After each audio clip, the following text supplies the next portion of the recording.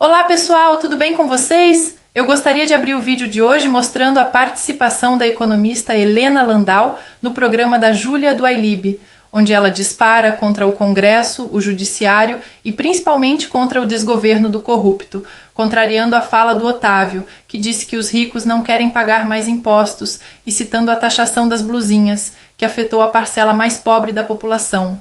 Peço que vocês reparem na cara dos três militantes, tendo que ouvir verdades de uma economista que sempre foi petista, mas que aparentemente também perdeu a paciência com o governo do corrupto. A gente sabe que atualmente a política e essa discussão, inclusive técnica, já está muito contaminada com o calendário eleitoral.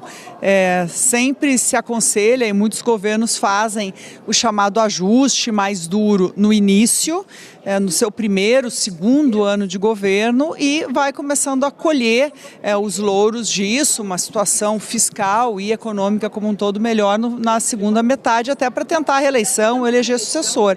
A gente está vendo que o governo age como se tivesse um pacote de medidas que pudessem garantir a reeleição de Lula, e o Congresso aparentemente está tentando deixar o governo também sem recursos para o ano que vem, para essa tarefa.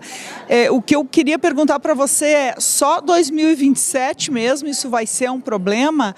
Na sua visão, 2026 já atende a ser um ano muito difícil, econômico, de orçamento apertado, com ainda mais embates entre Congresso e governo, exatamente por conta desse orçamento menor, o que significa também emendas também arrochadas?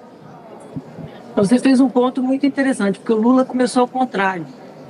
Ele fez a PEC de transição e saiu gastando, né? Ele fez o arcabouço em cima disso.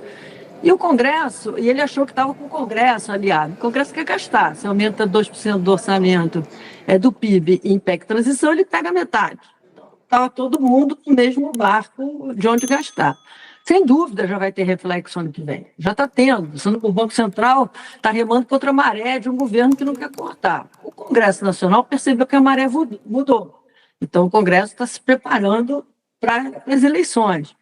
Mas eu acho que a gente fica muito preocupado, assim, se cortou 2%, se cortou 1%, se vai sair. O problema é que você está com um quadro que é muito grave.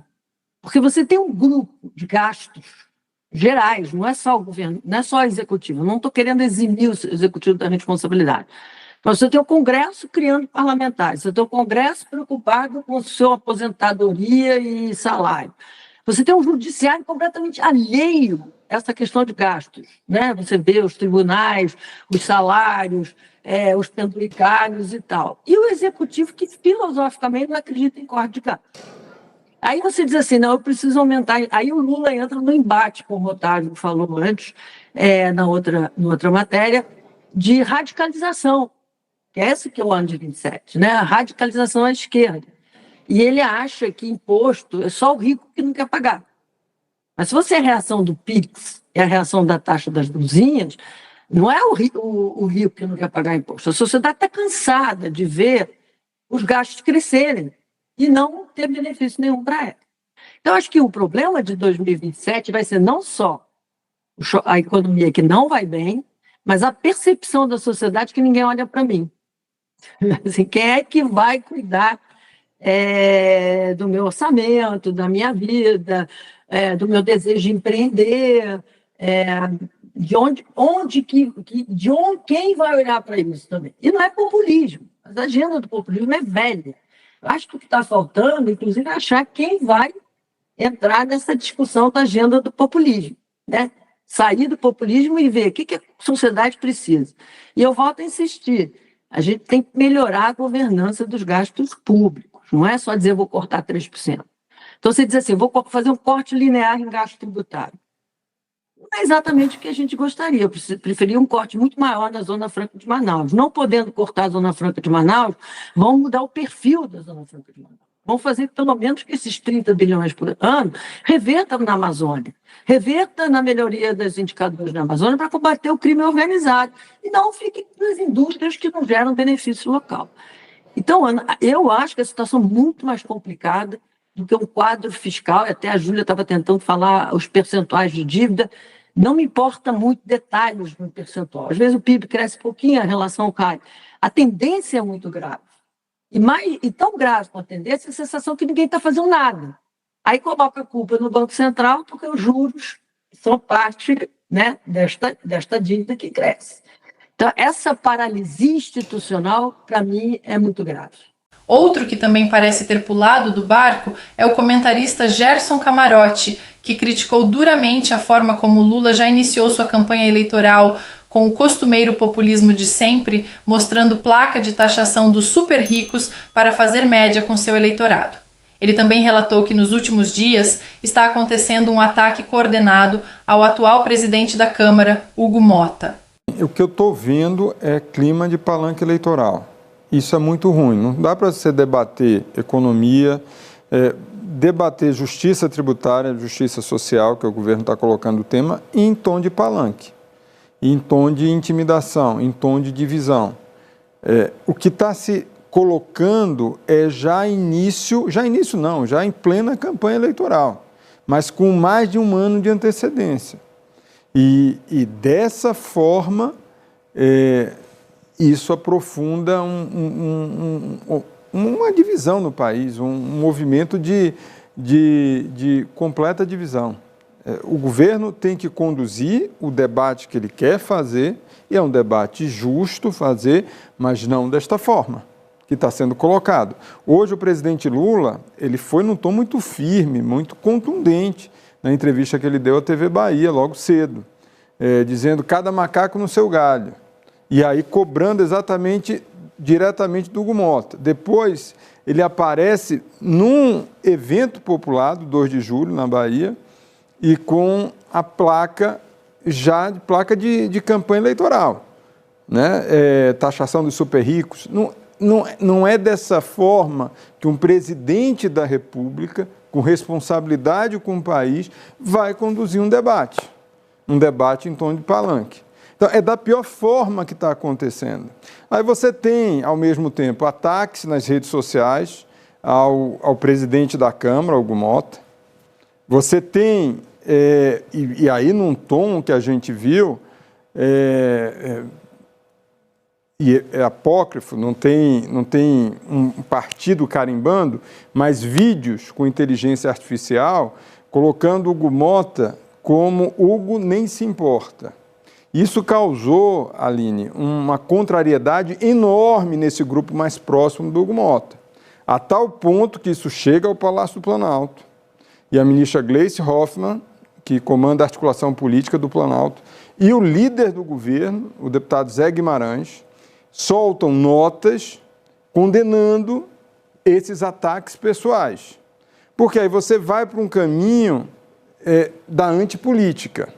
E quando vai num caminho da antipolítica, a gente vai onde isso pode parar, porque a gente já teve exemplo recente aqui no Brasil. Por isso é preciso muito cuidado com esse tom de campanha tão antecipado, porque na campanha eleitoral, infelizmente no Brasil, vale tudo. Na campanha eleitoral, você tem ataques abaixo da linha da cintura. Mas um governo que ainda falta 1 ano e meio para o seu término e mais de 1 ano para a eleição, tem que trabalhar com governabilidade. E eu vejo o movimento de hoje, eu não vejo, você tenha interlocutores tentando fazer algum tipo de conciliação aqui, estabelecendo diálogo, mas ao mesmo tempo você tem hoje um presidente que estava muito mais no palanque do que em outros tempos, e animando a militância. Então, isso me preocupa bastante, esse novo tom. O governo acredita que encontrou um mote, né, do Robin Hood, ou seja, tira dos ricos para dar aos pobres.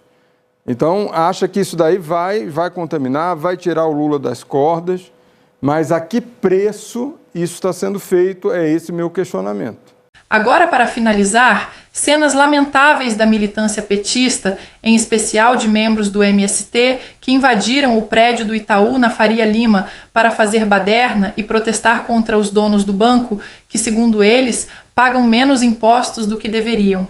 Detalhe: Uma das herdeiras do Itaú, que vocês podem ver de vermelho nesta foto, ajudou e apoiou a eleição do corrupto.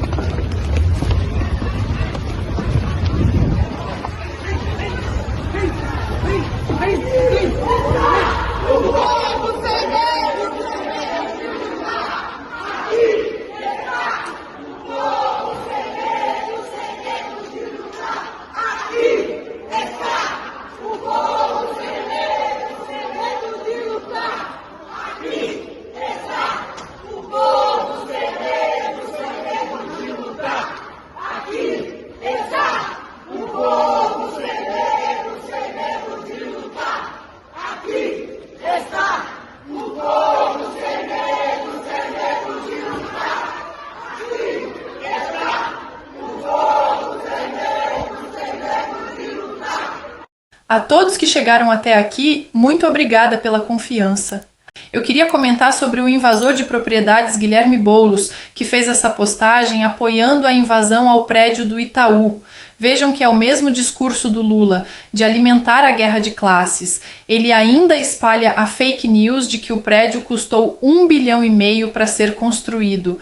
Para piorar a situação, ele está convocando a jumentada para uma manifestação na Paulista no dia 10 de julho, que cai numa quinta-feira, dia útil de trabalho. E o pior, uma manifestação para pedir aumento de impostos que eles escondem, mas que afeta os pobres e a classe média que compram parcelado no cartão de crédito. O que vocês acham, pessoal? Essa manifestação vai ser um sucesso ou será mais um evento falido como todos que a esquerda tenta organizar? Comentem aí que responderei o máximo de comentários que eu conseguir. Até o próximo vídeo e que Deus abençoe a todos nós.